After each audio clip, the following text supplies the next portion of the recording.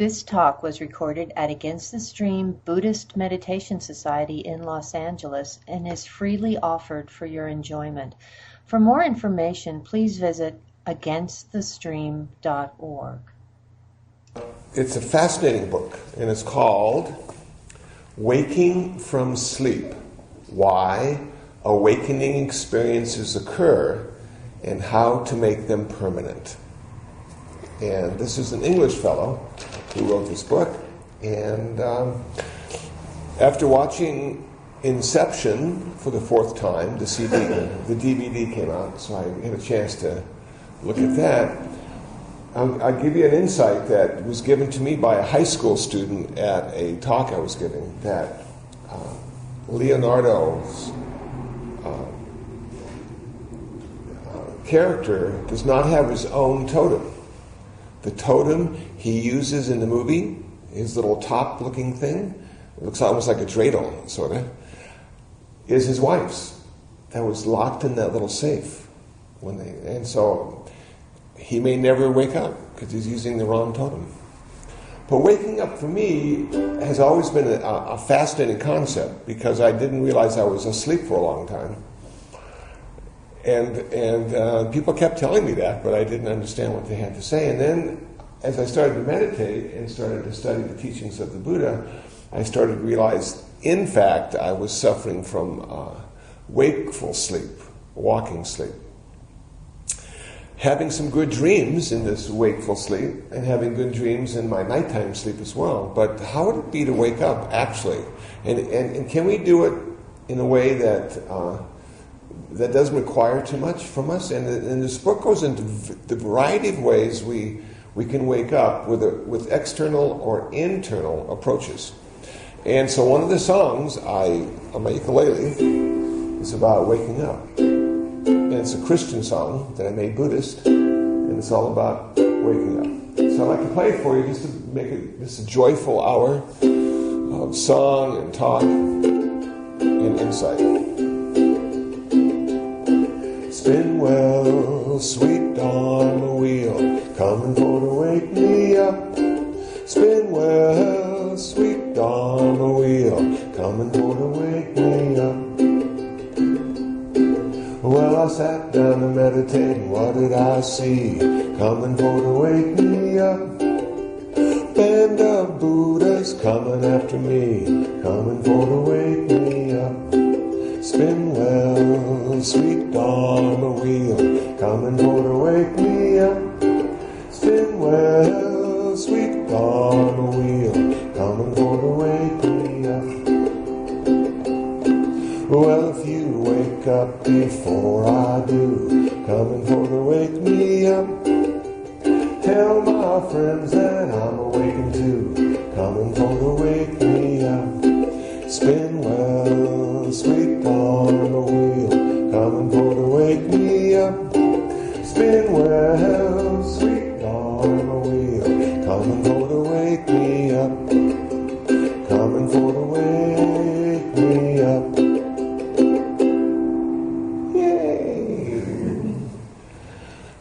And having said that, I've been working on some other songs as well, and I have my first Christian gospel country song that I've been working on.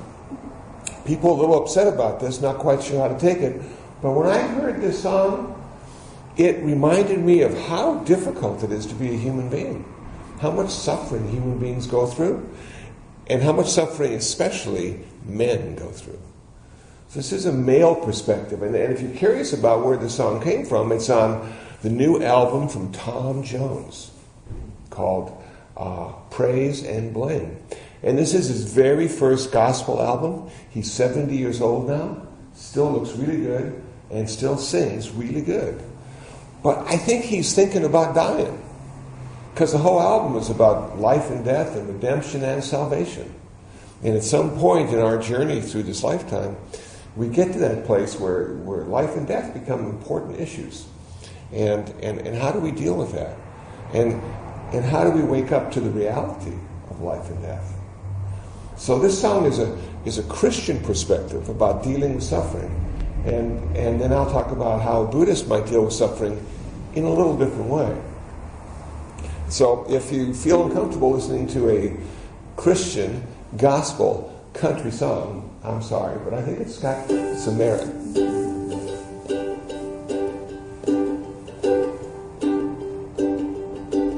Down a dangerous road, I have come to where I'm standing with a heavy heart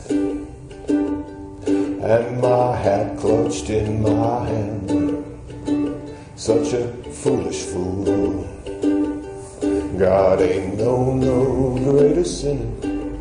I've come in search of Jesus, hoping He will understand. Had a woman once.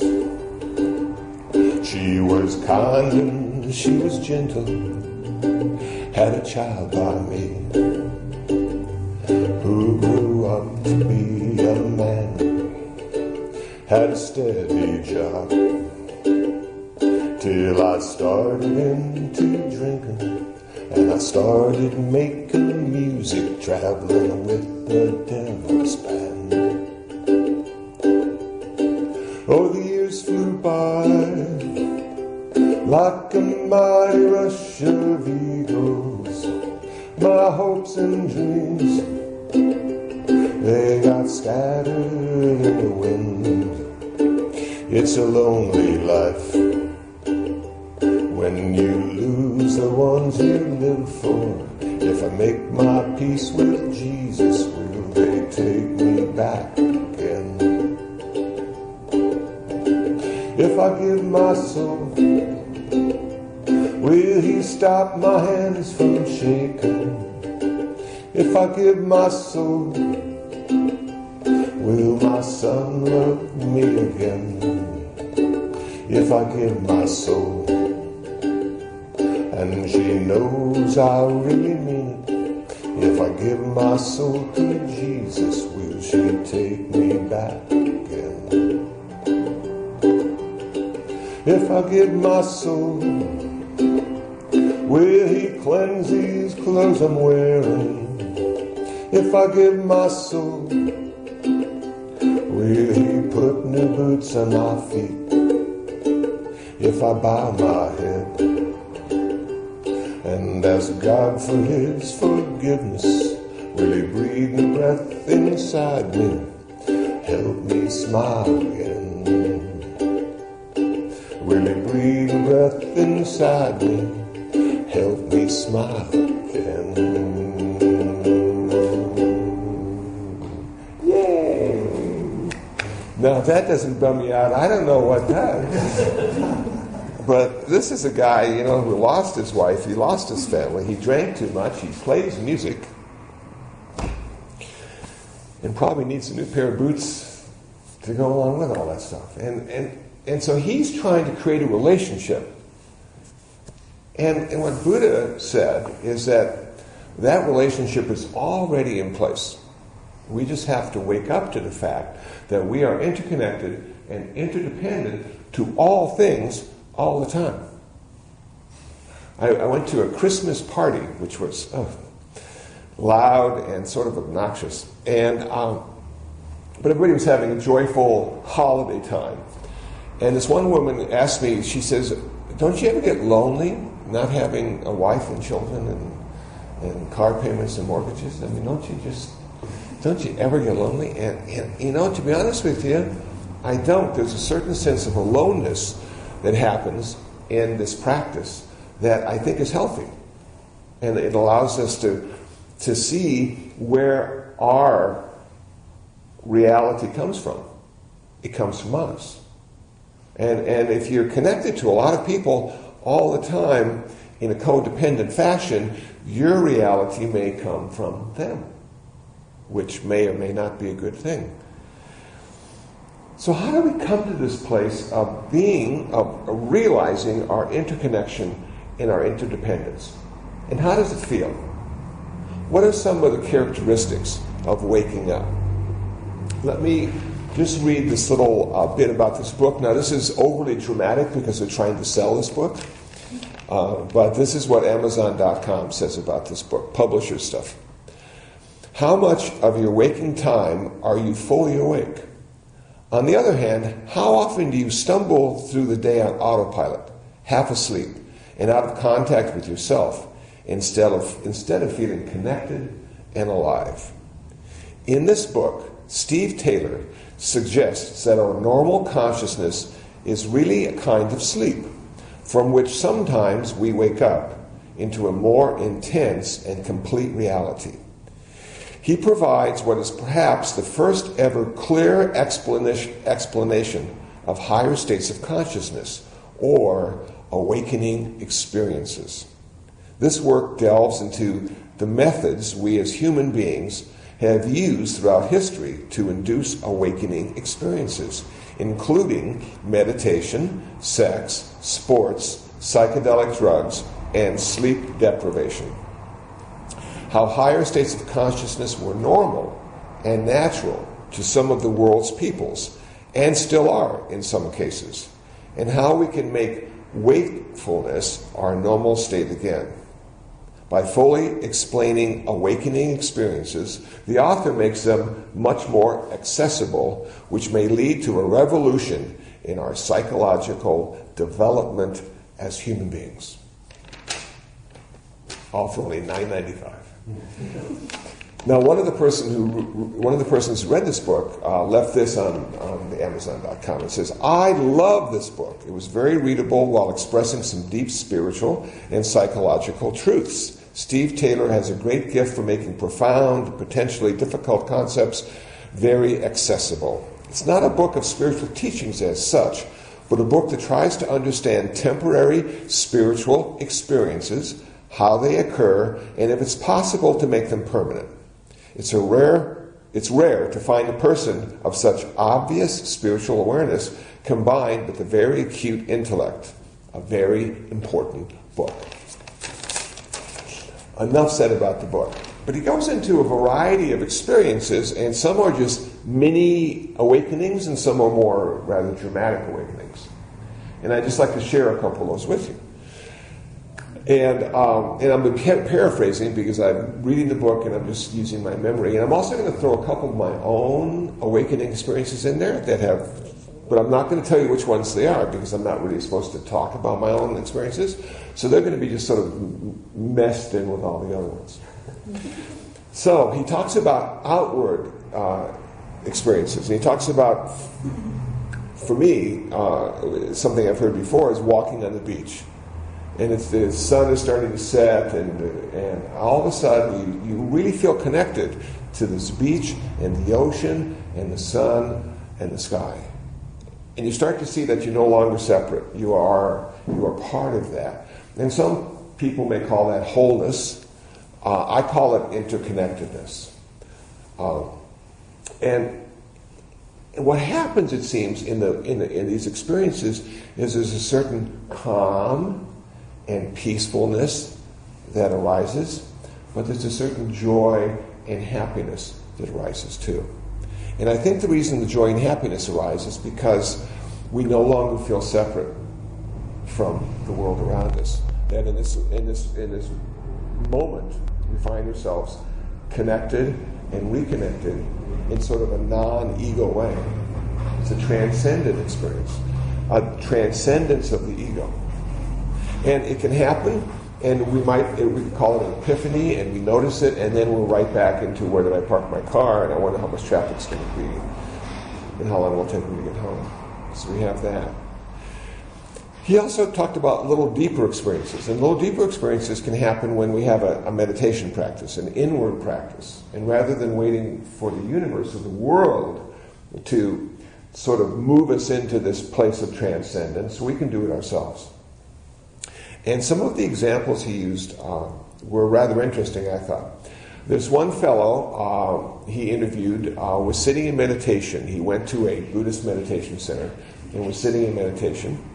And what he became aware of in his meditation practice was 1,000 burning lotus flowers.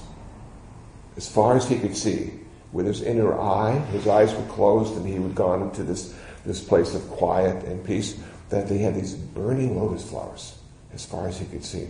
And afterwards, when the gong rang and everybody sort of came to their consciousness again, there was this peace that followed him for a couple of days. That he had gone someplace inside, not outside, but inside, that he hadn't realized existed in the way it did. And that allowed him to see that perhaps the refuge that he was seeking is not outside, but inside. Another example is sort of a paranormal example of walking down the street, and there was a moment when this fellow heard every conversation on the block at exactly the same time, but was able to understand each one. Now, that would just freak you out, wouldn't it? Just be walking down the street minding your own business, and all of a sudden everybody was having a conversation on that block. It became your conversation in your head, and you could hear it distinctly. And I think perhaps one of the reasons that occurred is because, again, this was ego transcendence. This was allowing that thing that separates us from the world around us to fall away for just a moment. And we came in direct contact with the world without that barrier. One of the most dramatic examples in the book was a fellow who was meditating and counting his breath, minding his own business, and all of a sudden, at the base of his spine, there was a warmth. And this warmth slowly creeped up his back and came to his shoulders and blasted his consciousness away. And he was enveloped in this bright light, a supernova kind of light. And the only sound that was heard was this sort of rumbling train-like sound, as if it was of a vibratory nature. And then just as quickly as the supernova appeared, it disappeared. And again, there was this sense of peace and harmony and connection that lasted for a few days afterwards. And the Hindus talk a lot about this. This is the serpent energy, the Kundalini arising. And apparently, once that happens in your meditation practice, it allows you to go into different places. And so these are all interesting awakening experiences, but I'm sure all of us at some point in our life have had one, and maybe we've just discounted it as being tired or not paying attention or the hangover that we're trying to deal with, and it didn't have much meaning. But how would a Buddhist who's practicing meditation go in to these awakening experiences? What techniques would they use? And thankfully, in Buddhism, we have two different forms of meditation. We have insight meditation and we have tranquility meditation. And the tranquility meditation has evolved to the point that allows us to have these awakening experiences. I like to call them enlightenment experiences. They don't last forever. And that was the downside that the Buddha realized in practicing this form of meditation, that you could reach a temporary place of interconnection and interdependence. You could have an enlightenment experience. But as soon as you got off the cushion and went out the door, that experience ended. And he searched for a permanent experience of enlightenment, which is called nirvana. I call it nirvana, and he found that through insight meditation. So I'm not going to talk about insight meditation today. That's the permanent enlightenment. I'm going to talk about tranquility meditation today, and that's the temporary enlightenment that we can all experience in our everyday practice. It's called jhanas, jhana meditation, Jhana, and in the traditional approach to jhanas, there are 4 levels of tranquility.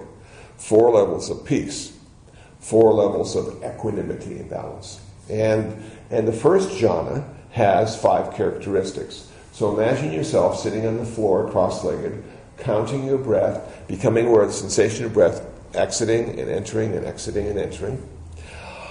As the ego starts to become anesthetized, and the idea is not to kill the ego, the idea is not to get rid of the ego. The idea is just to put the ego to sleep for a little while.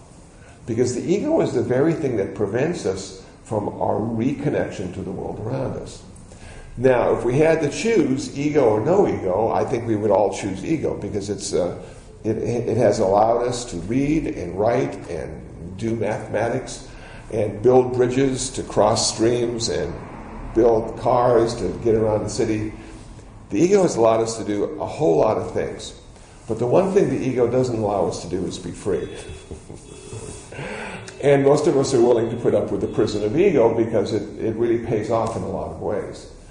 But if you have a spiritual bent, and you're just a little curious about what it means to be free, I mean really free, transcending ego is one way to experience that. So we sit down, we cross our legs, we come to that sensation of breath, we start to count, we have a one-pointedness of attention. Now this one-pointedness of attention ultimately creates a separation from the duality of the ego. Because the duality of the ego needs to think in dualistic terms. It needs to be self and other. It can't work any other way. And this one-pointedness of breath meditation allows us to sort of sidestep that duality and come to this place of oneness. The oneness of simple sensation, going out and coming in, going out and coming in. So the first 5 characteristics of the jhana, or the first jhana, 5 characteristics are applied thought, sustained thought, happiness, bliss, and equanimity. And what that means in real terms is this. We sit down, we apply our thought to the sensation of breath, and we hold it there. Applied thought, sustained thought. In holding your attention on the sensation of breath, there's a sense of happiness that arises, mental happiness, a sense of bliss and pleasure that arises, physical, and a sense of peace or balance that arises. So these are the 5 characteristics of the first jhana. We continue to watch that breath. We continue to focus on that breath. We continue to be that breath without duality, without past and future, without self and other. And if we're successful in holding our attention on the object of meditation, we go into the second level of tranquility, the second level of peace. Now, instead of 5 characteristics, there are 3 characteristics. We have a greater sense of happiness in the mind, a greater sense of bliss and pleasure in the body, and a greater sense of peace and balance overall. And there we are, and we're working hard. And the reason we don't have applied thought and sustained thought is because we have trained our attention to simply rest on the object of meditation.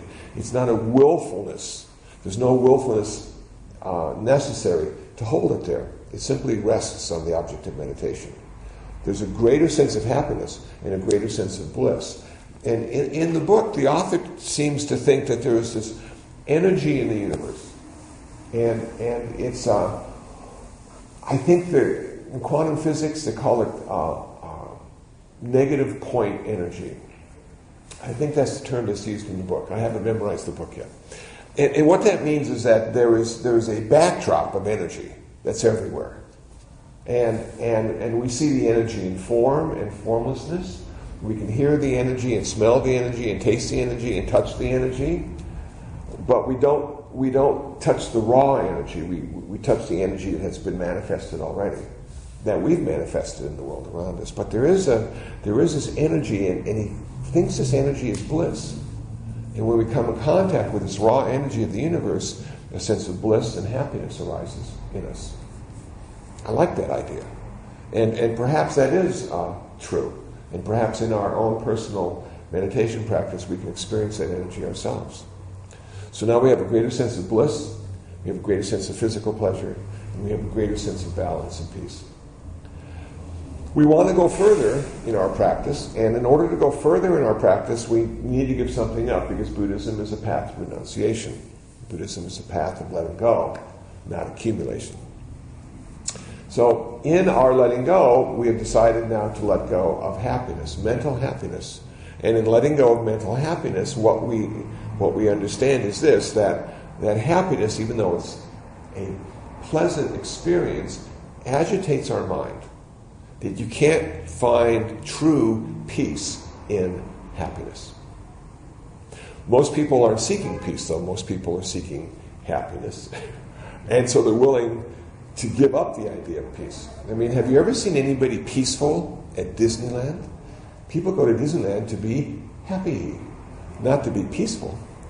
But you come to the meditation center, and you do a half-hour meditation, and you look at everybody's face, and there isn't a happy face in the crowd. But there are a lot of peaceful faces looking back at you, with this sort of relaxed face muscles and not much to say, not much to do. So this kind of peace brings with it a certain balance that we lack because of our relationship with the world through ego. If we understand that peace is something that agitates the stillness of the mind, and of course the opposite of happiness, and the opposite of happiness is unhappiness. When giving up happiness, we can also give up unhappiness. You go, okay, cool. Now, I can't tell you how to give up your happiness, and it's really not about literally giving up your happiness, it's about giving up your attachment to happiness. A lot of people are attached to happiness. A lot of people are attached to mandatory happiness. That little Christmas party I went to was created because people wanted to be happy.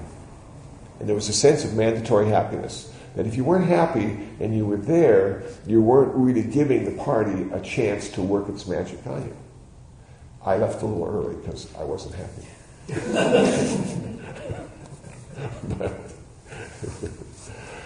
Now we come to pleasure. Pleasure is a real tough one because physically, pleasure is wonderful. You know, it's about the only thing that our body does for us that really seems worthwhile. And on the other side of pleasure, of course, there's pain and all the uncomfortable aspects of having a human body. Aging, can be really uncomfortable. Right now I'm taking care of an aging dog. His name is Mitch, and Mitch lives in my room. And he's about 15 now, and he's like on his last legs, literally. And I live on the second floor of our meditation center.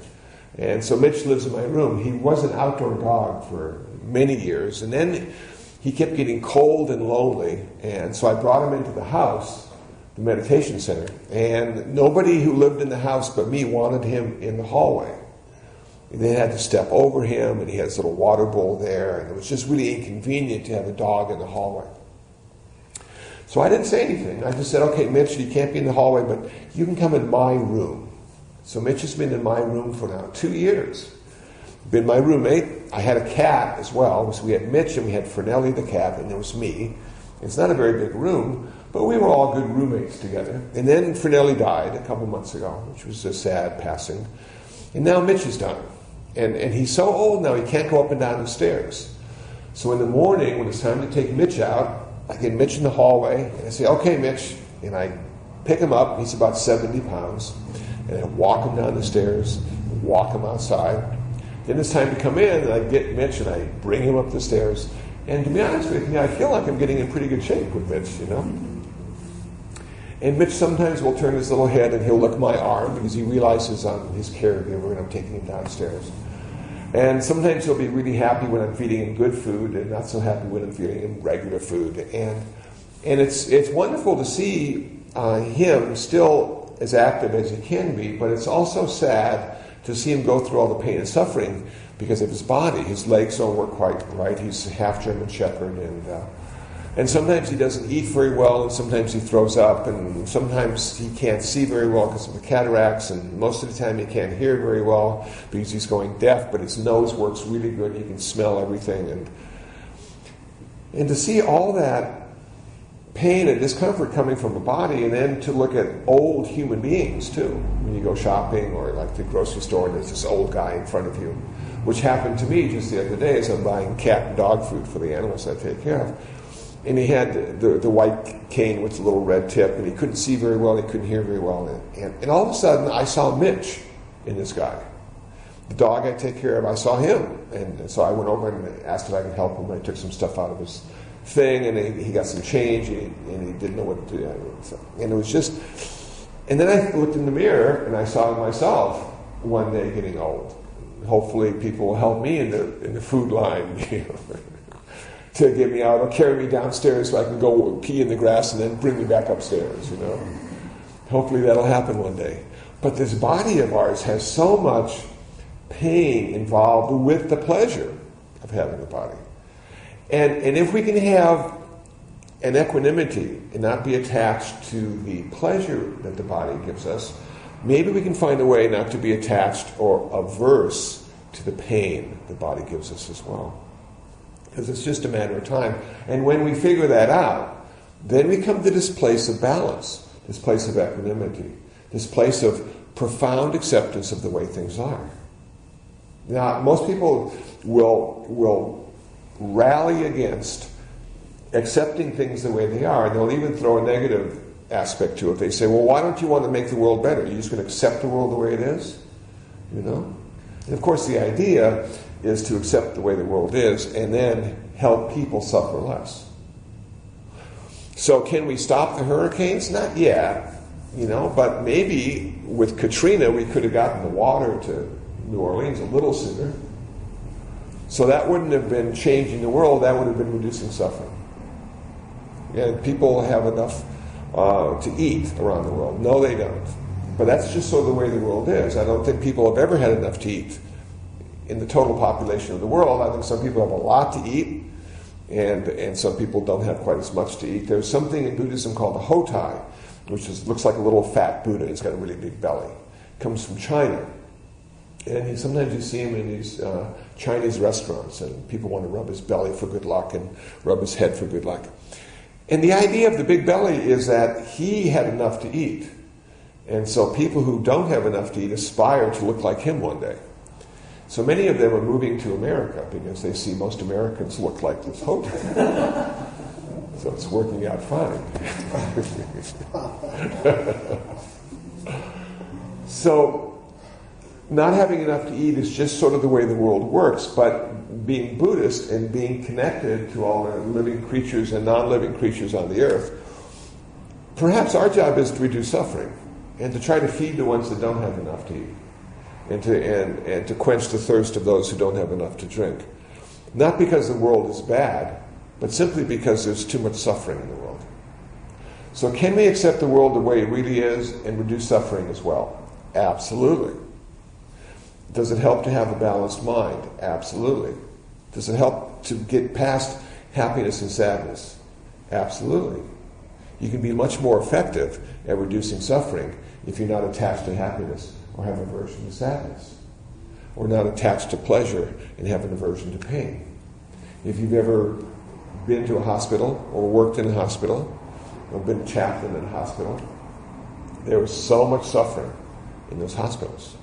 Suffering because people are hoping for a change. People don't want it to be the way it is. People don't want their body to be the way it is. Don't want their mind to be the way it is. And are searching for an answer, a solution to their suffering, to their pain, to their confusion. And perhaps as a Buddhist, when we enter the hospital, our job would be to find the balance in the situation. The Buddha warned us that sickness and old age and death were part of the human condition. They were there because of birth. And because we were all born, we're going to have to get sick and old and die one day.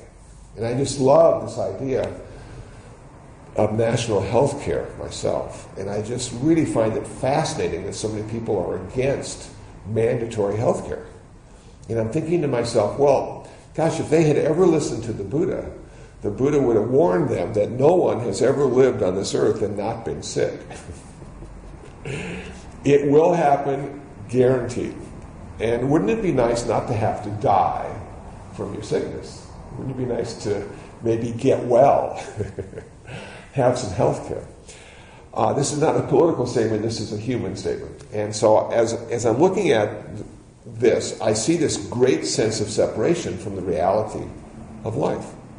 That life is filled with a bunch of unsatisfactoriness because we expect it to be different than it is, because we misinterpret and don't experience the world in a correct, wholesome, healthy way. And so as a Buddhist, perhaps our job is to wake up and become a little bit enlightened to the fact that it simply is the way it is. And then our job is to reduce our suffering and the suffering of others. And the Buddha said, this is how you reduce suffering. Now, last week I was at a Catholic high school for 2 days. I gave 4 presentations. They're all seniors, all girls. They had all been cooking and brought Christmas cookies to class. It's really everybody eats at Catholic school. I don't know, not quite sure why, but they ate a lot, and it was fun to talk to them. And they were talking about suffering, and they couldn't handle the fact that there wasn't any good in the world from my perspective. And I said, well, we have good, but we have good in the way we think, in the way we speak, in the way we act. But the world itself is neutral, I said to them. I said, the world doesn't care if we're here or not. And some scientists believe if we finally end up not being here, the world will be a much better place to live in. The grass will come back, and the sky will be clear, and the rain will be pure. And so as I look at that, I'm thinking to myself, how do I come to a place of acceptance with that? This world being not cruel, but indifferent to my existence here. I mean, it doesn't care if I'm here or not here. And if I go into the forest expecting Mother Nature to take care of me, I'm probably in for a big surprise. Because those spiders and those snakes and that poison ivy and those big cliffs with 1,000-foot drops, they don't care if I'm here or not. I'm going, whoa. So how do I find the happiness? How do I find the bliss? How do I get to that place of caring for myself and others? And it seems to come through the waking experience, the experience of the transcendence of ego, that reconnection to the world around us, and that bliss, if you want to call it bliss, or that energy, if you want to call it energy, or if you have a Christian side to you, that God that might be there, or Godhead if you're Hindu, whatever your background is, there's something out there that we have a chance to reconnect to if we're able to just anesthetize or put ego to sleep just for a little while. And in our meditation practice, we can come to a place of one-pointedness which allows us to be transcendent. It allows us to transcend past and future. It allows us to transcend our physical body. And when I say that, I want to be careful because we don't have an out-of-body experience, but what we do have is a loss of the map of the body, that our ego, our personality, has decided where our body ends and the world begins, which allows me to pick up a water bottle without looking, or play the ukulele without looking at the chords because I've memorized that. So I know where my fingers are even when I don't see my fingers. And in meditation, we can lose that map and come to a place of reconnection with the world around us. So it's not an out-of-body experience, but it's a transcendent body experience. And how would that feel to not have your body for just a few minutes? Especially if your knees hurt and your back hurts. Would it be nice just sort of leave it behind for a few minutes and then come back? And so as I thought about waking up, it's not as hard as you might think it is. And what it allows you to do is wake up to the fact that you are and always will be interconnected and interdependent. And you'll never have to sing that country gospel song about creating a relationship because you're always in relationship with everything all the time. And there's never a reason you should be lonely. But cherish those moments of aloneness as a way of rejuvenating self so you can be better with other. Yeah. I'm going to stop there and ask if anybody has comments or questions about what I've said. Well, it's funny to say that. I've been thinking lately about non-attachment versus apathy. Okay. I'm a high school teacher, and so I've noticed it with my kids. After meditation, I feel so peaceful, and I'm wondering, do I need to worry more about them? Yes. Especially if it's just we just had finals, and the kids are all stressed out. And I'm trying to help them, but I said, just be a teacher, just do your best. Yeah. They'll come to you, and was just, well, why aren't you worried about this? And, so anyway, so they thought I was being apathetic, where I was just not attached to everything you're talking. Yeah, what we don't want to be is indifferent or have apathy. Absolutely, and that's the poison in the statement of it's best to be non-attached. Okay, and so we have to say, what is non-attachment? It seems to me non-attachment is this, that we go through the world with our palm open, and people give us stuff, and we don't close our palm, make a fist, and people take stuff, and we don't close our palm and make a fist. We keep it open all the time, so there's a flow that happens.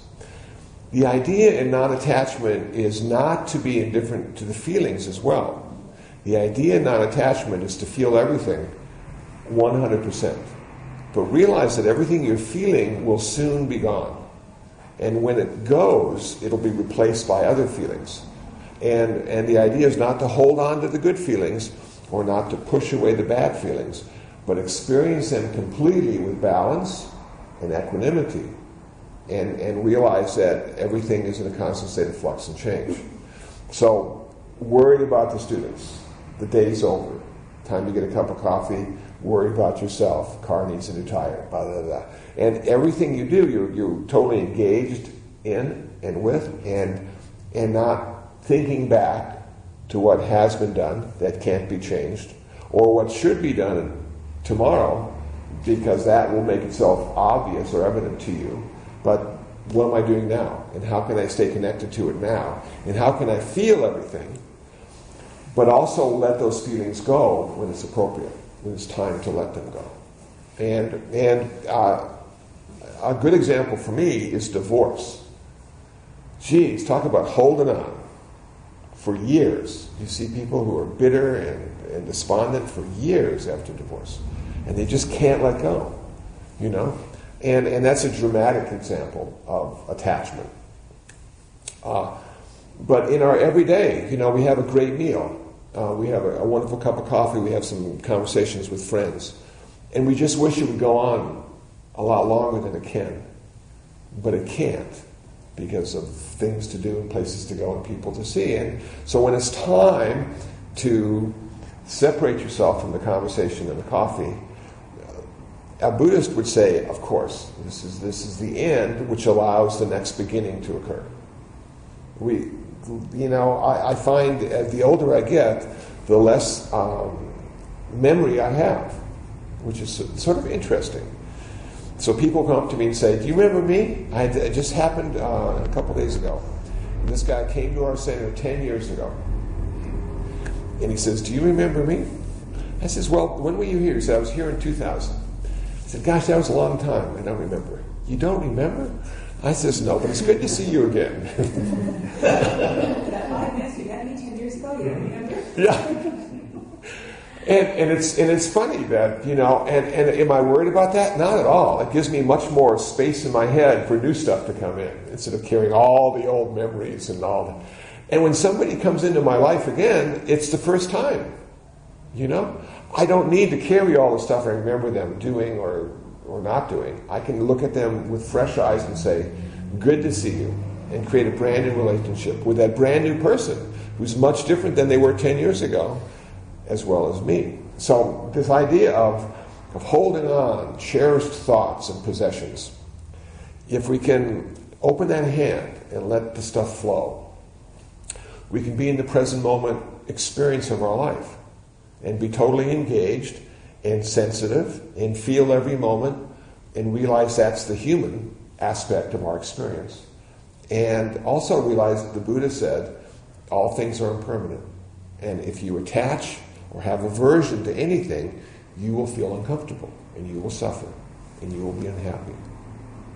So in leaving, somebody goes to the bus stop and you're going to say goodbye to them, not see them for a couple of years, and you cry. And nothing wrong with crying. Crying is really good. But the idea is to cry and then go get a cup of coffee. Go to the next thing. Okay. And when they come back, you can cry again. And then get another cup of coffee. So that non-attachment, I think, it can be pretty tricky. So we don't want to push stuff away. We don't want to hold on to stuff. We want to experience everything completely. And we always understand that everything's changing. Does that make sense, Sona? Yeah. Okay. And I really like that what you said about this is ending so we can have a new beginning. Yes. Yeah, that for me. Isn't that cool to have a new beginning? Yeah. Yeah. So. Yeah, please.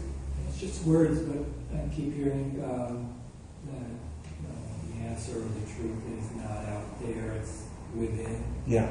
And at the same time, there is no self. It's not, not defined by our skin. And just, it's words I know, but how do you reconcile those two things? Yeah, it sounds paradoxical, that's for sure, doesn't it? I look at it this way. Humans are like, we're all wearing our spacesuits, okay? And we're in this world, this planet. We've got our spacesuits on.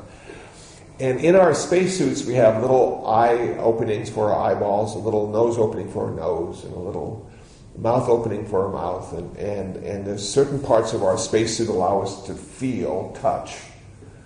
And then we have the mind that's taking all this information through the sense doors and creating a story. And that's the ego, the self. So in one way, we create the world moment by moment through sense door information and ego.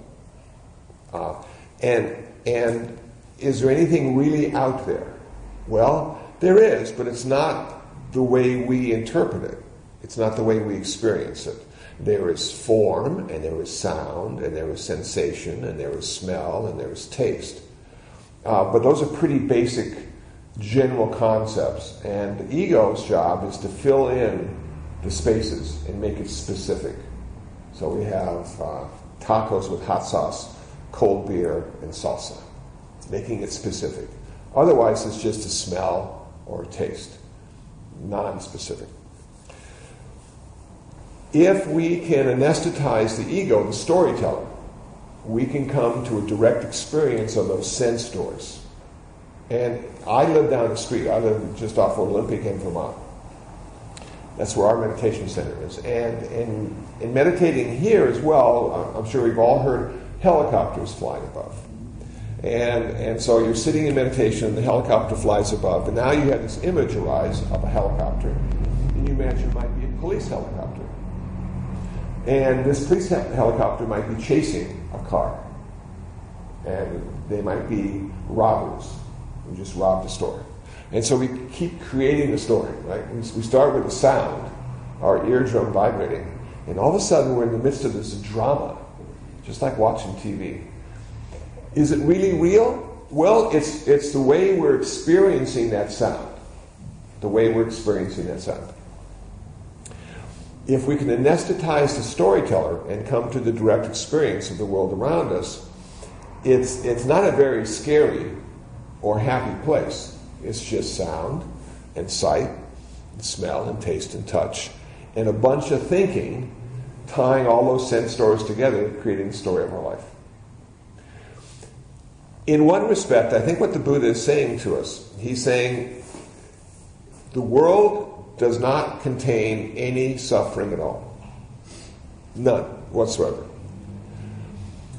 The problem is we experience the world in an unrealistic way, and it's in our experience of the world that suffering arises.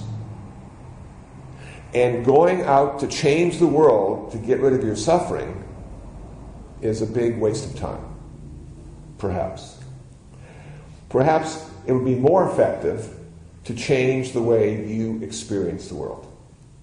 And can we do that? We can experience the world differently because of our meditation practice. We can experience the world with much more wisdom and compassion through our meditation practice, therefore reducing our suffering, the way we experience the world and the suffering that world seems to create in us. It took me a while to figure that out, because I imagined that there was literally suffering in the world. And I said to myself, what color is the suffering in the world? Well, I couldn't come up with a satisfactory color for suffering. Well, how does suffering sound? I said to myself. Well, I've heard the effects of suffering. I've heard the wails and cries of people suffering. But I haven't heard the suffering itself. And how does suffering smell and taste? And what does it feel like? You know? And as I started to put a check mark by each one of those, saying, well, I can't find the color of suffering or the sound of suffering or the smell of suffering or the taste of suffering or the touch of suffering in the world. But I can see that my experience of the world creates this internally. It's not external suffering, it's internal suffering. And the Buddha, as I understand it, his whole philosophy arose because of his experience of the world. It's an empirical perspective. It's not a scientific self and other, measurements were not taken. He said to himself, how do I experience the world? And in my experience of the world, do I suffer? And if that's the case, how can I end my suffering? And if I have to end my suffering, then I must end my suffering by experiencing the world in a different way. So we have this thing called nirvana. And nirvana, or those little enlightenment experiences that we have, allow us to perceive the world in a really unique way. It's almost like there's a brick wall, and all of a sudden all the mortar falls out, and now you can see between the cracks in the bricks, and on the other side is the reality. The reality before it comes to the ego and is processed and made into a story. And so in looking through the cracks in the bricks, we get a glimpse of that reality. And we don't see suffering. We don't necessarily see happiness either, or pleasure, or pain, but we do see peace. And that peace is sort of that thing that comes from accepting that reality simply the way it is, without fighting against it, or needing to change it. So I've come to understand that ego allows me to have a really interesting story, and share that story with anyone who will listen. One of the joys of conversation. And you take that away, and there's nothing to say. There's only something to experience. And in that experience, which oftentimes can't be translated into language of any kind, we acquire wisdom and compassion. Wisdom because we've experienced the true nature of reality, and compassion because of the suffering the untrue reality creates for others. And so our job is to wake them up, bring them around, show them the reality of their life. And of course, you never can do that. You can't ever tell anybody to wake up and smell the coffee. And so I have found simply not responding in the way the most people respond gives everybody else an option. If 3 people in the room are yelling and 1 person is silent, then there's an option. We don't all have to yell. If 3 people in the room are suffering and 1 isn't, then there's an option.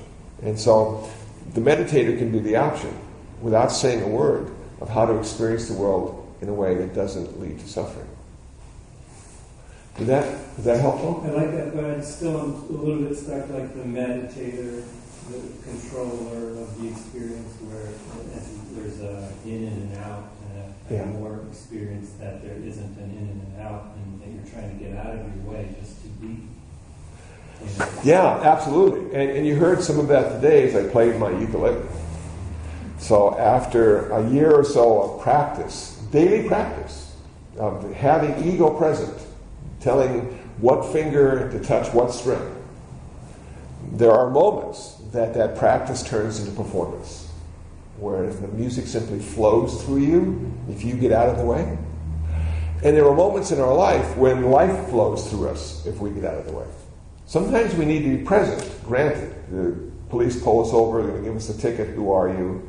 You say, I'm nobody. And they say, okay, problem's going to rise, right? So sometimes we have to be somebody and act like somebody. But that's the ego nature of human existence. And then there are times when we transcend that and simply perform.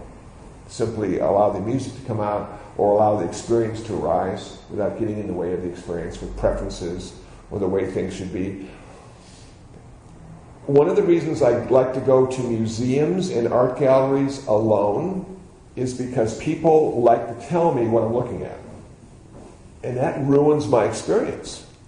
Sometimes it's better for me just to experience it completely with total ignorance and get a feeling for it. Because if I know too much about something, I can't see it anymore.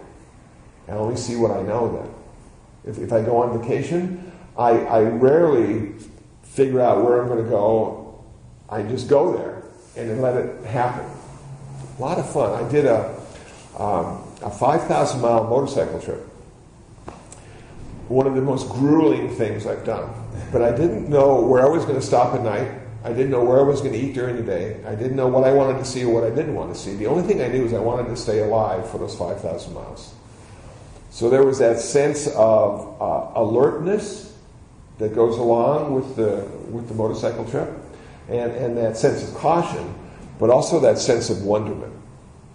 I can remember being in New Mexico on this beautiful asphalt highway as far as you can see. There's a train that must have 100, 200 cars being pulled, and it just rained, and you could smell the sage. And it just all came together in this sort of symphony of sensations. And how can you possibly put that into words, even though I just tried? It's just that direct experience, you see? So we can actually have a direct experience and not need to be there completely 100%. So ego is necessary for us to exist in this very complicated world, but there are opportunities for us to just get past it for a while, to see what it's really like. So in meditation, if I'm singing well, I realize ego's not there. If I'm practicing well, I realize ego's present and accounted for. So it's weird, performance or practice. What is my life? My life is mostly practice. I'm practicing to have a life. But sometimes it turns into performance. And it's joyful when that happens. I wish it would happen more often. But I'm still practicing, so it will happen one day completely, all the time, when there'll just be performance and no practice necessary. And I suppose we could call that nirvana. Better that time? Make more sense. Okay, it's just sort of hard stuff to talk about. But it's important stuff, because most of us here today are here because we know there's more to life than news, weather, and sports. There's just got to be. And there are certain people in the world who have discovered how to get there. And the Buddha is one of them. So, yeah. And, son of a gun, time's all relative, but it just flew by. So what I'd like to do to end our day together is to just do a loving-kindness meditation. It's filled with wisdom and compassion. And may we take that out into the world and share a little bit of that with all those people who are still suffering from holiday and travel and no money and no gifts. Yes? Before we start the meditation, I have... Be happy, peaceful, and free from suffering. May no harm come to us. May no difficulties come to us. May no problems come to us. May we always find fulfillment. May we also have patience, courage, understanding, and determination to meet and overcome the inevitable difficulties, problems, and failures in life.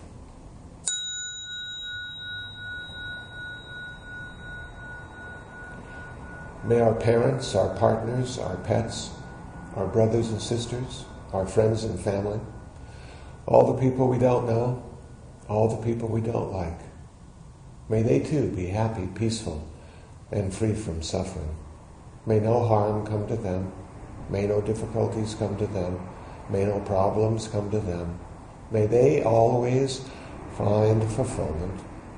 May they also have patience, courage, understanding, and determination to meet and overcome the inevitable difficulties, problems, and failures in life.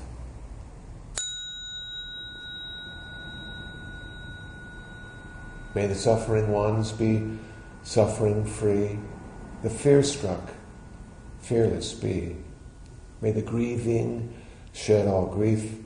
May the sick find health relief.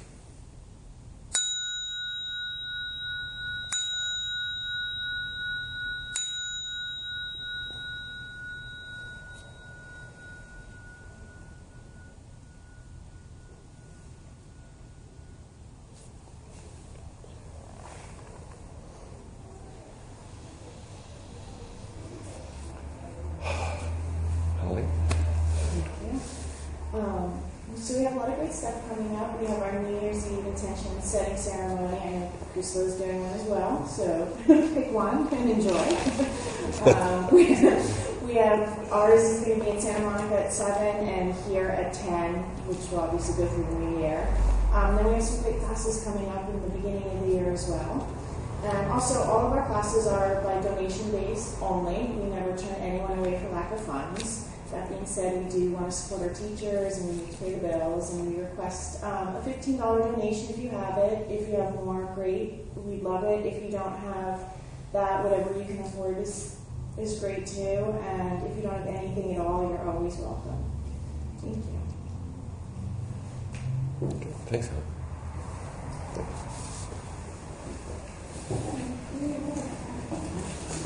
Thanks.